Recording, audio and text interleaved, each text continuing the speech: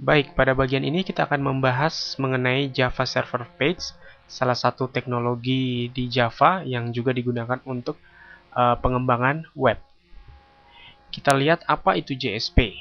Nah, JSP adalah teks dokumen ya, yang dapat menghasilkan halaman web yang statik maupun yang dinamik ya. Yang statik itu ya seperti HTML, XML, teks, gambar, dan lain-lain.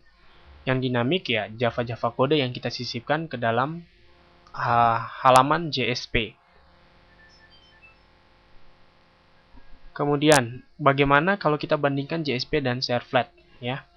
Kalau Servlet kita lihat ya seperti pada contoh-contoh sebelumnya, ini adalah kode Java ya. Servlet itu adalah program Java yang kita sisipi kode-kode HTML. Nah, sebaliknya kalau JSP adalah halaman HTML. Ya, halaman HTML yang kita sisipi kode-kode Java di dalamnya. Nah, kalau kita lihat dari perbedaan ini, JSP konsepnya mirip seperti PHP ya, PHP, ASP ya. Dimana kalau PHP ya halaman HTML yang kita sisipkan script-script PHP, dan ASP adalah halaman HTML yang kita sisipkan script-script ASP.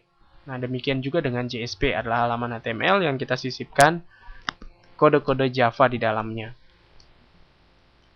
Kemudian kenapa harus ada JSP? Kita tahu bahwa dengan Servlet kita sudah dapat membuat aplikasi web seperti pada contoh-contoh sebelumnya. Nah, tetapi Sun Microsystem sadar bahwa dengan Servlet kita masih akan kesulitan membuat aplikasi web yang lebih baik ya. Khususnya adalah aplikasi-aplikasi web yang menuntut tampilan yang cukup menarik ya atau cantik ya. Nah, JSP karena merupakan adalah halaman HTML biasa, maka sudah tentu dapat kita buat dengan editor HTML biasa ya, seperti halnya Dreamweaver yang cukup terkenal itu yang dapat kita gunakan untuk membuat halaman-halaman HTML yang menarik tampilannya. Nah, ini yang menyebabkan JSP sangat mudah dipelajari ya, karena adalah halaman HTML yang kita hanya sisipkan kode-kode Java dan bisa kita buat menggunakan editor-editor HTML lainnya seperti Dreamweaver. Nah, walaupun demikian, JSP sebenarnya akan dikompil juga menjadi Servlet pada akhirnya. Pada saat runtime, JSP tetap akan dikompil menjadi Servlet.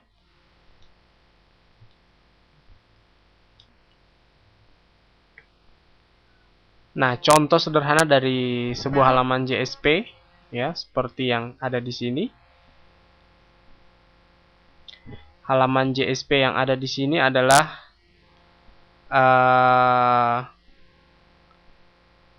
halaman JSP yang akan menampilkan waktu saat ini ya, menggunakan kelas date ya, ini Java util date.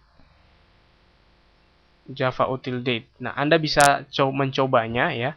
Anda bisa coba aja membuat sebuah project baru misalnya, kemudian pada file index.jsp-nya dihapus, kemudian Anda ganti dengan kode program ini. Kemudian langsung aja dijalankan, maka Anda akan melihat bahwa di halaman index.jsp akan ditampilkan tanggal saat ini. Selanjutnya, bagaimana sebenarnya JSP itu bekerja ya? Kita lihat tadi saya sempat menjelaskan bahwa JSP sebenarnya pada saat runtime tetap juga akan compile atau dijadikan servlet. Nah, kalau kita lihat dari skema gambar di sini ya, saat terjadi request dari user ke server ya, maka oleh siklus JSP akan dicek apakah file JSP itu mengalami perubahan ya. Jika iya, maka akan dibuatkan source-nya. Source yang dibuat ini adalah source Java ya. Source Java-nya dikompil menjadi servlet, baru dieksekusi dalam bentuk servlet. Nah, kalau misalnya tidak terjadi perubahan, ya langsung dieksekusi sebagai servlet. Nah, di dalam JSP, seperti saya katakan tadi bahwa kita dapat menyisipkan kode Java di halaman-halaman JSP. Ya. Nah, ada 3 bentuk ya bagaimana kita menyisipkan kode Java di dalam JSP. Yaitu yang pertama disebut expression ya, dengan bentuk seperti ini. Ya, ada tanda kurung siku buka, persen sama dengan kemudian ekspresi. Kemudian ada juga scriptlet ya, kurung siku buka, persen, kemudian kode-kode Java di dalamnya. Dan yang ketiga adalah declaration ya. kurung siku buka persen, tanda seru, dan deklarasi di dalamnya. Nah, kita lihat satu-satu. Yang pertama adalah expression, ya, ekspresi. Nah, ekspresi ya pada saat kita eksekusi, pada saat halaman JSP itu dijalankan, ya, kemudian ditemukan sebuah expression, ya, maka ekspresi tersebut akan dievaluasi. Ya, akan dievaluasi, kemudian akan dikonversi menjadi string sehingga langsung bisa tercetak di browser. Nah, formatnya seperti yang sudah ditampilkan di slide sebelumnya, yaitu slash buka maksud saya kurung siku buka persen sama dengan kemudian isi dari ekspresi ditutup dengan persen dan kurung siku, atau bisa juga menggunakan bentuk seperti yang di bawahnya. Nah, contohnya seperti pada contoh sebelumnya, yaitu menampilkan tanggal. Ini adalah contoh expression, ya. New java.util.date ini saat dieksekusi dia akan dievaluasi, ya. Dievaluasi hasilnya apa? Ternyata adalah hasilnya tanggal saat ini. Itu akan dikonversi menjadi string, kemudian dicetak di browser. Nah, itu fungsi dari expression. Biasanya ekspresi ini digunakan untuk mencetak variabel, ya, mencetak data. Kemudian yang kedua adalah scriptlet, ya, digunakan untuk menyisipkan kode Java pada halaman JSP. Nah, kode-kode Java yang dimaksudkan di sini adalah kode-kode Java yang sudah kita kenal selama ini, ya. Misalnya ya untuk eksekusi perulangan, melakukan pengecekan kondisi, ya, mengakses database dan lain-lain, ya. Bahkan deklarasi variabel juga bisa kita lakukan di dalam yang namanya scriptlet. Pokoknya adalah kode Java yang sudah kita kenal selama ini. Nah, contoh scriptlet seperti yang kita lihat di sini ya, misalnya ya. Anda bisa mencoba contoh scriptlet sederhana ini, ya. Anda bisa edit file index.jsp, kemudian Anda ganti bentuknya seperti ini, kemudian silakan dijalankan, ya. Yang mungkin diperhatikan kalau Anda lihat di sini adalah bahwa scriptlet ya berisi kode-kode Java seperti halnya yang sudah kita ketahui selama ini, ya. Perhatikan di sini ada deklarasi array, ya, array of string, ya, array of string yang berisi nama-nama, ya. Kemudian kita lakukan perulangan terhadap array string name tadi, kemudian kita cetak, ya, seperti biasa, ya.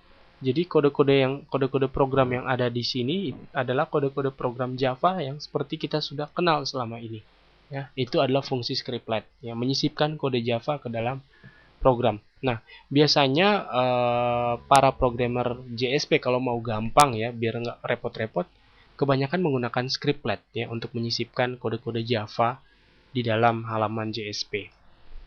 Nah, yang ketiga adalah deklarasi, declaration ya, digunakan untuk mendefinisikan variabel atau fungsi atau metode ya. Biasanya declaration ini tidak digunakan sendiri ya, tetapi digunakan bersama-sama dengan expression dan scriptlet.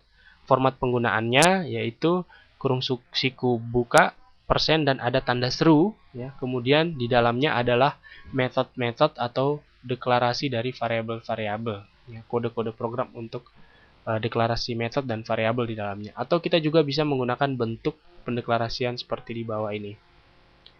Nah, contoh sederhana seperti yang kita lihat di sini, ya, Anda tentunya bisa mencobanya langsung. Silakan diedit lagi file index.jsp, kemudian diganti bentuknya seperti ini, ya. Nah, kita lihat di sini ada pendeklarasian fungsi atau metode hitung, ya, menggunakan declaration.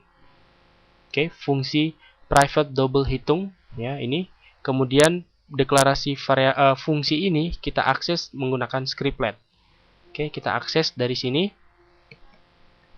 Hitung luas sama dengan hitung alas koma tinggi. Ini adalah pemanggilan fungsi atau pemanggilan method yang kita deklarasikan di dalam declaration sini.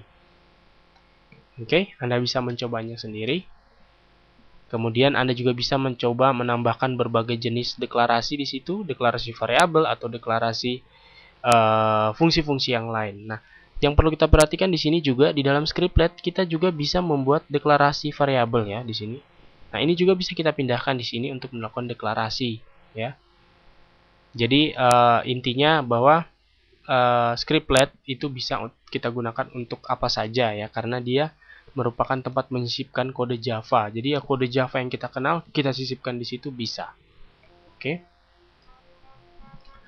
Kemudian di dalam JSP juga dikenal adalah directive ya, page directive. Ya, page directive ini sangat penting karena akan sering digunakan ya di dalam pemrograman JSP dan di dalam contoh-contoh aplikasi kita yang akan datang, khususnya di aplikasi kasus kita mengenai toko online nantinya. Ya, page directive di dalam JSP ada beberapa yang cukup penting, misalnya adalah import, ada buffer, ada error page, dan is error page. Nah, kita lihat yang pertama adalah import. Ya, penggunaan import ya, formatnya adalah seperti yang terlihat di sini ya, kurung siku persen ada add page, kemudian import sama dengan package atau kelas-kelas yang akan kita import. Nah, fungsinya sebagai apa? Fungsinya sama seperti import pada kelas biasa ya. Kalau kita lihat di program-program Java ya yang biasa yang reguler ya, biasanya di atas dari setiap kelas itu ada import, misalnya java.util bla bla bla bla ya, import kelas apa aja ya. Artinya dengan import itu kita menambahkan kelas yang kita butuhkan ke dalam source code program kita. Nah, demikian juga di sini ya, import atribut berfungsi dengan maksud yang sama ya. Nah, coba saja Anda mengubah file index.jsp yang menampilkan current time tadi ya. Current time tadi dijadikan ditambahkan import ya. Ditambahkan import untuk mempersingkat tampilannya. Jadi kita jangan tulis lagi new java.util.date buka kurung tutup kurung, tapi langsung new date. Nah, java.util.date kita import ya. Jadi di bagian atas dari contoh di bab pertama tadi ya yang menampilkan tanggal, silakan Anda tambahkan page import sama dengan tanda kutip java.util.date. Nah, kemudian di bagian expressionnya Anda tinggal mengetikkan sama dengan new date seperti itu. Nah, itu fungsi dari import atribut. Selanjutnya buffer. Nah, buffer di sini fungsinya untuk mengatur buffer dari halaman JSP saat kita load. Nah, mungkin Anda pernah mengakses sebuah website ya. Websitenya itu agak lama kalau kita akses misalnya ya. Kita akses agak lama, blank putih ya. Jadi kita nunggu lama gitu, blank putih gitu. Tapi tiba-tiba langsung tampil komplit aplikasi websitenya, langsung full websitenya langsung tampil ya, seperti itu. Nah, kalau misalnya ada juga website yang kita akses walaupun lama tapi dia tampilnya sepotong-sepotong ya, misalnya bagian atasnya dulu gambarnya keluarnya setengah, kemudian bagian kanan, bagian tengah, bagian kiri, akhirnya sampai ke bagian bawah dan akhirnya semua konten dari halaman yang kita akses atau website yang kita akses itu dapat terlihat. Nah, sebenarnya ini berhubungan dengan pengaturan buffer. Kalau kita tidak mengatur buffernya, ya biasanya akan seperti pada contoh yang pertama tadi ya. Jadi halamannya blank semua. Kemudian dalam beberapa waktu mungkin karena terlalu berat, 1 menit, 2 menit baru tampil halamannya secara penuh, secara utuh. Nah, kadang-kadang kalau orang yang kurang sabar ya, dengan bentuk website seperti ini dia akan tinggalkan ya, karena dia kelamaan nunggu, bosan nggak ada tampilan yang dia lihat, tentunya dia akan tinggalkan. Nah, sebaiknya kita atur buffernya ya, supaya dia akan tampil secara bertahap ya, sehingga user merasa bahwa aplikasinya itu bisa diakses. Nah, pengaturan buffer ini tentunya terserah kita ya. Misalnya kita atur 100 KB, artinya per 100 KB dia baca dari server, dia akan kirimkan ke browser untuk ditampilkan. Per 100 KB lagi dia akan baca dari server, kemudian dia kirimkan ke browser untuk ditampilkan. Nah, itu yang menyebabkan kenapa ada beberapa website yang kalau kita akses tampilnya itu sepotong-sepotong. Itu karena pengaturan buffer tadi. Nah, tentunya kalau Anda ingin mencoba secara lokal ya, mungkin nggak akan kelihatan perbedaannya ya, karena biasanya kalau kita coba secara lokal, begitu kita akses halamannya langsung tampil ya kan. Tapi kalau aplikasinya online kemudian websitenya itu juga memiliki konten yang berat atau yang besar ya, gambar dan animasi dan lain-lain, penggunaan buffer ini akan sangat terlihat ya dampaknya dan manfaatnya. mungkin nanti bisa Anda coba pada aplikasi-aplikasi yang besar atau pada aplikasi-aplikasi yang berat.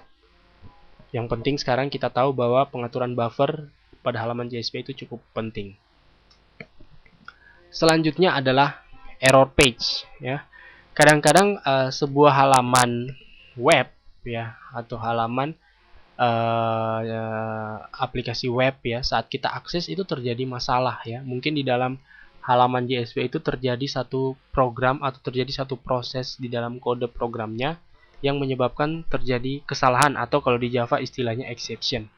Nah, di dalam JSP itu sudah ada mekanismenya bagaimana kalau misalnya di dalam halaman itu terjadi exception, ya, apa yang akan ditampilkan kita bisa arahkan. Nah, inilah fungsi dari error page, ya. Format penggunaannya seperti yang kita lihat di situ, ya. Kemudian fungsinya mendeklarasikan halaman JSP yang akan menangani exception jika terjadi. Nah, kalau kita menggunakan direktif error page pada sebuah halaman JSP, ya, misalnya relatif URL-nya itu menuju ke halaman yang lain, ya. Jika terjadi masalah pada halaman yang kita deklarasikan error page, maka yang akan ditampilkan adalah halaman yang ada di dalam relatif URL tersebut, ya. Nah, penggunaan error page ini akan bersamaan dengan is error page, ya. Nah, is error page ini bernilai true atau false, ya. Secara default adalah false, ya. Fungsinya untuk mendefinisikan bahwa halaman JSP tersebut, ya, tempat pendeklarasian is error page tersebut merupakan halaman yang digunakan untuk menangani exception atau kesalahan, ya. Jadi kalau misalnya kita set is error page-nya true, ini menandakan bahwa halaman JSP tersebut adalah halaman JSP yang digunakan untuk menangani penanganan kesalahan.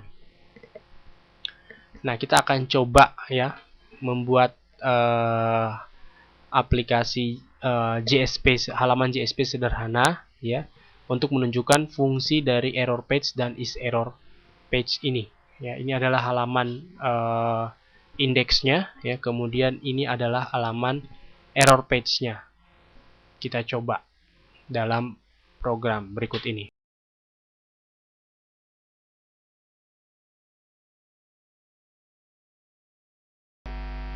Oke, kita buatkan sebuah project baru, kita beri nama error page. Kemudian kita finish.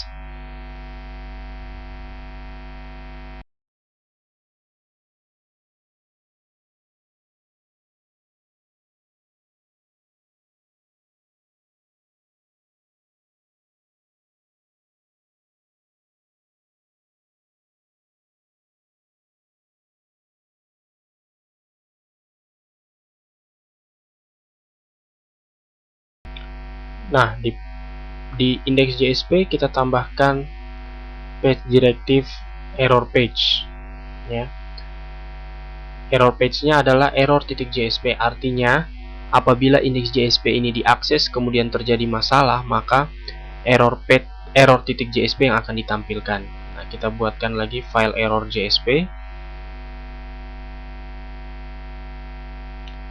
Oke, nah kita mulai dengan indeks JSP terlebih dahulu, ya. Nah, skenario-nya adalah kalau kita mengakses indeks JSP maka akan ditampilkan error JSP. Oleh karena itu, di indeks JSP kita sengaja membuat scriptlet, ya, membuat scriptlet yang pasti akan menyebabkan kesalahan atau menyebabkan error, ya. Misalnya pembagian dengan 0, ya, division by 0 itu pasti akan terjadi error.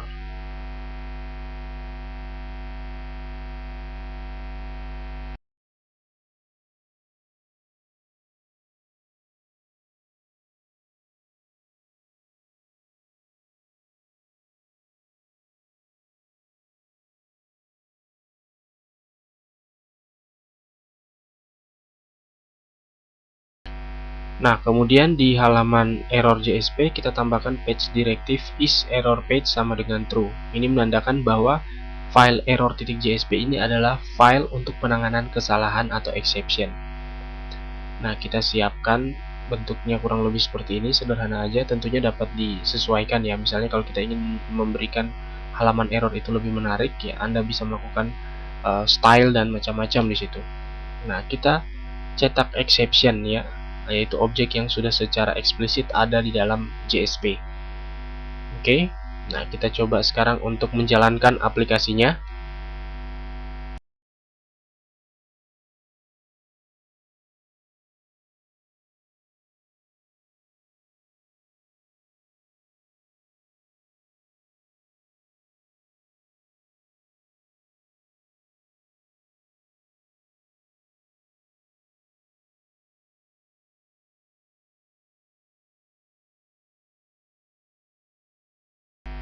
Oke, perhatikan saat kita mengakses indeks JSP ternyata yang ditampilkan adalah error JSP ya. Ini dikarenakan tadi indeks JSP memiliki scriptlet yang akan menyebabkan kesalahan, yaitu pembagian dengan nol. Nah, kita dapat menambahkan format di error JSP supaya pesan errornya mungkin lebih menarik. Misalnya saya beri warna merah gitu ya. Kemudian kita coba lagi akses indeks JSP, kita running ya, pesan kesalahannya akan berubah.